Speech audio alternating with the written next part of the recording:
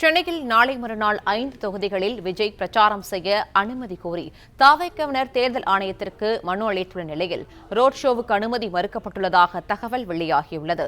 விஜயின் பிரச்சாரத்திற்கு பாதுகாப்பு வழங்குவது தொடர்பாக சென்னை மாநகர காவல்துறையினர் ஆலோசனை செய்து வருகின்றனர். கூடுதல் விவரங்களை செய்தியாளர் கதிரவன் வழங்க கேட்கலாம். கதிரவன், வணக்கம். விவரங்களை பதிவு பண்ணலாம்.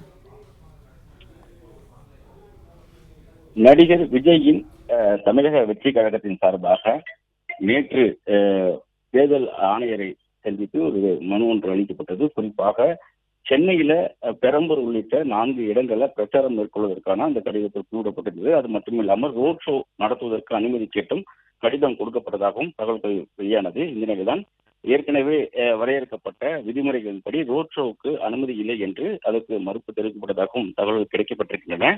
அதே போல நடிகர் விஜய் நாளை ரேஷன் பாலம் பகுதியில வரவேற்பு அவருக்கு அளிக்கப்பட்டு முல்லை நகர் வேசர்வாடி முல்லை நகர்ல தனது முதல் பிரச்சாரத்தை தொடங்க இருக்கிறார். அங்கு தனது வேனில் இருந்து அவர் பேச இருக்கிறார். அங்கிருந்து எருக்கஞ்சேரி வழியாக மூலக்கடை, மாதாவரம், கொளத்தூர், வெள்ளிவாக்கம் மற்றும் விருகம்பாக்கம் போன்ற பகுதிகளில் அவர் பிரச்சாரத்தில் ஈடுபட இருப்பதாகவும் தகவல்கள் வெளியாக இருக்கிறது.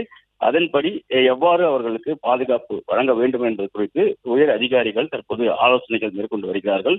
குறிப்பா ஒவ்வொரு பகுதியிலும் 3000 பேர் கூடுவார்கள் என்று தவிக சார்பில் இந்த மனுவில் குறிப்பிடப்பட்டு நேற்று மனு கொடுக்கப்பட்டிருப்பதாகவும், ஆனால் விஜயை பார்க்க கட்டுக்கடங்காமல் கூட்டம் வந்தால் அதனை எவ்வாறு சமாளிப்பது என்பது குறித்து ஆலோசனைகள் மேற்கொள்ளப்பட்டு வருவதாகவும் தெரிவிக்கப்பட்டிருக்கிறது. முல்லை நகர் பகுதியில 5000 பேர் மேற்பட்டோர் கூடுவதற்கான வாய்ப்பு இடங்கள் வசதிகள் இருப்பதாகவும், ஆனால் விஜயை பார்ப்பதற்கு